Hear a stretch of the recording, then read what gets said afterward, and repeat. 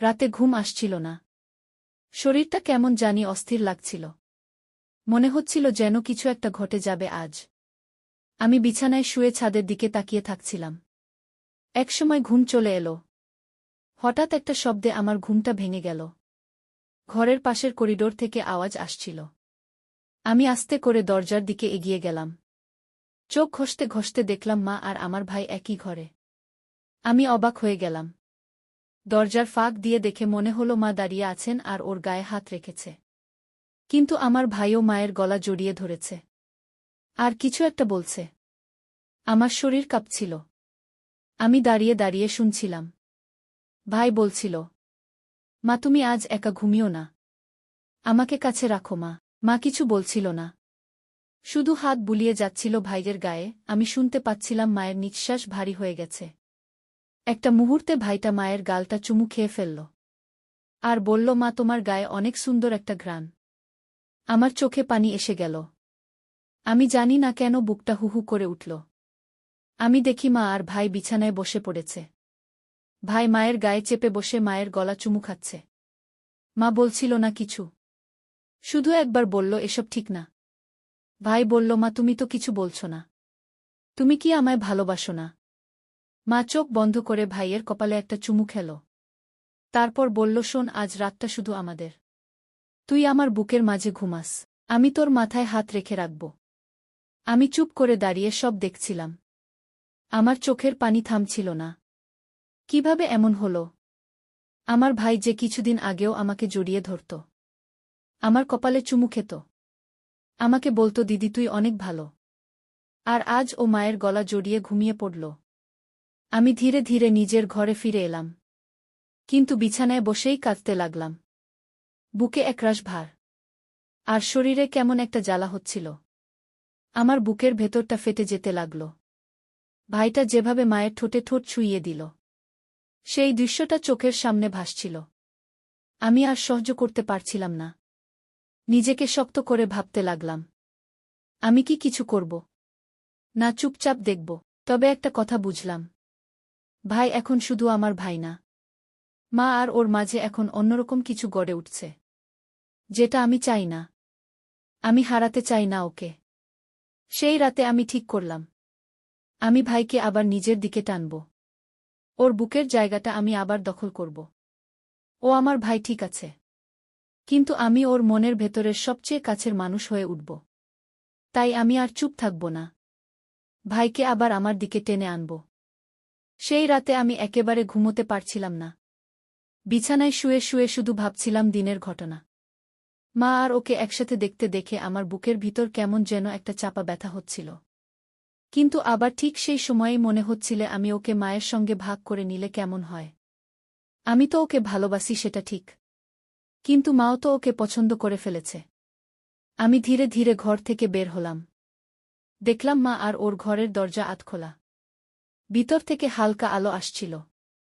আমি নিঃশব্দে গিয়ে দরজার পাশে দাঁড়ালাম। হঠাৎ মায়ের গলা শুনতে পেলাম। ওকে বলছিল, তুই যদি চাস রিমির কিছু জানার দরকার নেই। ও আবার বলল, আমরা তিনজনে একসাথে থাকলে তো আর কোনো সমস্যা নেই। আমার চোখ ছলছল করে উঠল। আমি আর দাঁড়িয়ে থাকতে পারলাম না। ধীরে ধীরে দরজাটা ঠেলে দিলাম। ওরা দুজনেই তাকালো আমার দিকে। আমি গলার স্বর নিচু করে বললাম, আমার কোনো অভিযোগ নেই মা। তোমরা যা করছো সেটা আমি অনেক আগেই বুঝে গেছি। মা একেবারে হতভম্ব হয়ে গেল। কিন্তু ও এক চুলও নড়ল না। ও আমার দিকে হাত বাড়িয়ে দিল। আমি নিঃশব্দে ওর পাশে গিয়ে বসে পড়লাম। মা যেন কিছু বুঝে উঠতে পারছিল না। আমি হেসে বললাম, আমরা যদি সবাই চাই তবে এই রাতটা বিশেষ হতে পারে। ও আমার হাতটা ধরে চেপে ধরল। মা এক মুহূর্ত থেমে গিয়ে ধীরে ধীরে বিছানায় বসল। আমি আর ওর পাশে সরে এলাম। তিনজনেই একসাথে খুব কাছাকাছি বসেছিলাম। আমার হাতটা ওর বুকে ছিল। মার হাতটা ছিল ওর কাঁধে। ও আমাদের দুজনের দিকে একবার করে তাকাল। তারপর হঠাৎ করেই আমাদের দুজনকে একসাথে জড়িয়ে ধরল। আমার বুকের ভিতর কাঁপছিল। মা ধীরে ধীরে ওর গায়ে ঠেস দিয়ে বসে পড়ল। আমি ওর গলার নিচে ঠোঁট রাখলাম। মা ওর কানে ফিসফিস করে কিছু বলছিল। ঘরের বাতাস ভারী হয়ে উঠছিল। আমার চোখে পানি এসে যাচ্ছিল। কিন্তু সেটা আনন্দের পানি। মনে হচ্ছিল এই মুহূর্তটা যেন কখনো শেষ না হয়।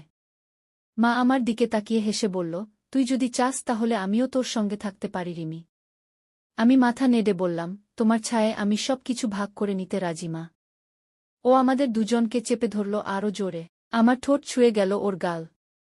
মা ওর কপালে একটা নরম চুমু খেল। এরকম করে আমরা তিনজন একসাথে রইলাম। রাতের নিস্তব্ধতায় শুধুই নিঃশ্বাসের শব্দ, ঘরের বাতাসে মিশে যাচ্ছিল এক অদ্ভুত ভালো লাগা। আমার শরীরের প্রতিটা স্নায়ু তখন কাঁপছিল ভালো লাগা। মায়ের চোখে তখনও কিছু ভয় ছিল, কিন্তু ওর সাহস আমাদের একসাথে করে ফেলেছিল। রাত তখন অনেক গভীর। বাইরে বৃষ্টির শব্দ ছিল। ঘরের ভেতর আমাদের তিনজনের নিঃশব্দ ভালো লাগা। আমি চোখ বন্ধ করে অনুভব করছিলাম ওর গা। আর মা ওর হাত ধরে বলছিল, আমরা আর আলাদা হব না গি। রাতটা যেন কেমন থমকে গেছিল, চারপাশ একদম শান্ত, শুধু আমার বুকের ভিতরে ধকধক করছিল। আমি আর মা দুজনেই তখন এক ঘরে মেঝেতে শুয়ে ওকে দেখছিলাম, ছেলেটার মুখে যেন একরাশ লজ্জা, আবার কেমন একটা কৌতূহল। মা হালকা গলায় বলল, রিমিমা, তুই তো ওর বয়সী, এর চেয়েও ছোট ছিলি যখন বিয়ে হলো তোর। আমি মৃদু হেসে মায়ের দিকে তাকিয়ে বললাম, মা তুমি থাকলে আমি তো আর কিছু ভাবতেই পারি না। মা আমার পাশে এসে বসল, ওর হাতটা আমার হাতের উপর রাখল, তারপর আমাদের দুজনের মাঝখানে এসে ও বসল। আমি আস্তে করে ওর গলা জড়িয়ে ধরলাম, আমার চিবুকে ওর ঠোঁট ছুঁয়ে গেল, আমার চোখ বন্ধ হয়ে এলো। মা ওর গালে একটা কিস করল আর বলল, ভয় পাবি না, আমরা তো তোকে ভালোবাসি। তখন আমি আর দেরি করলাম না, ওকে টেনে নিজের বুকের কাছে নিয়ে এলাম, ওর চুলে হাত বুলাতে বুলাতে ওর ঠোঁটে চুমু খেতে লাগলাম।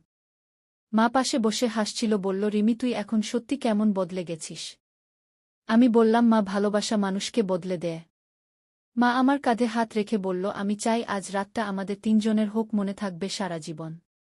আমি মায়ের দিকে তাকিয়ে একটা মিষ্টি হাসি দিলাম, মা আমার কপালে একটা চুমু দিল। তখন আমি ওর গায়ে মাথা রেখে বললাম, আজ তোকে শুধু আমার করতে চাই। ও আমার দিকে তাকিয়ে বলল, রিমি, আমি জানতাম না তুই আমাকে এত ভালোবাসিস। আমি কাঁপা গলায় বললাম, তুই আমার বুকের ভিতর যে আগুন জ্বালিয়েছিস সেটা থামানো যায় না। ও আমাকে জড়িয়ে ধরল, ওর স্পর্শে আমার শরীরটা কেঁপে উঠল। মা তখন আমাদের দুজনকে একসাথে জড়িয়ে ধরল, বলল, আমার দুই দুনিয়ার সুখ যেন একসাথে এখানে। আমরা তিনজন একে অপরের গায়ে গা রেখে রাতটা কাটাতে লাগলাম। ওর হাতটা কখনো আমার মুখে ছুঁয়ে যাচ্ছিল, কখনো মায়ের কাঁধে। মাঝরাতে ও আমার ঠোঁটে ঠোঁট ছুঁইয়ে দিল, আমি চোখ বন্ধ করে দিলাম। ওর স্পর্শে আমার শরীরটা ঝিমঝিম করছিল।